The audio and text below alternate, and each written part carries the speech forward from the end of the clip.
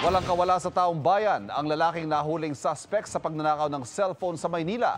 Nakatutok si Jomer Apresto. Bugbog ang inabot ng 28 anyos na si alias Vin matapos kuyugin ng taong bayan. Nagnakaw raw siya ng cellphone sa isang tindahan ng gadget sa Blumentritt, Santa Cruz, Maynila kahapon ng umaga. Ayon sa pulisya, nagpanggap na buyer ng cellphone ng suspect.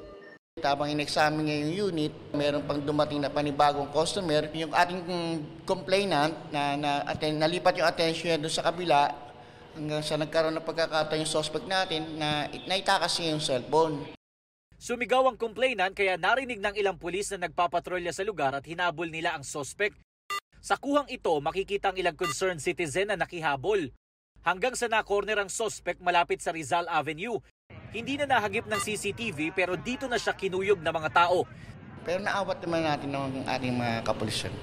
Na-recover sa kanya yung unit na nagkakalaga ng 5,500. Sabi ng suspect, dati raw siyang tindero ng baboy pero mahigit isang buwan nang walang trabaho. Humihingi naman ng tawad ang suspect sa kanyang nagawa. Nagganap din naman po ako ng trabaho kaso wala na po akong mahanap kaya no choice na lang at nagbibisyo din po kasi ako. Kaya Anong bisyo mo? ano po, droga. Kaya ako nagawa yun. Tao rin po ako. Hindi naman po ako perfect na tao. Mahaharap siya sa reklamong robbery.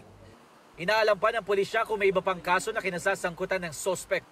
Para sa GMA Integrated News, Jomer Apresto, nakatutok 24 oras.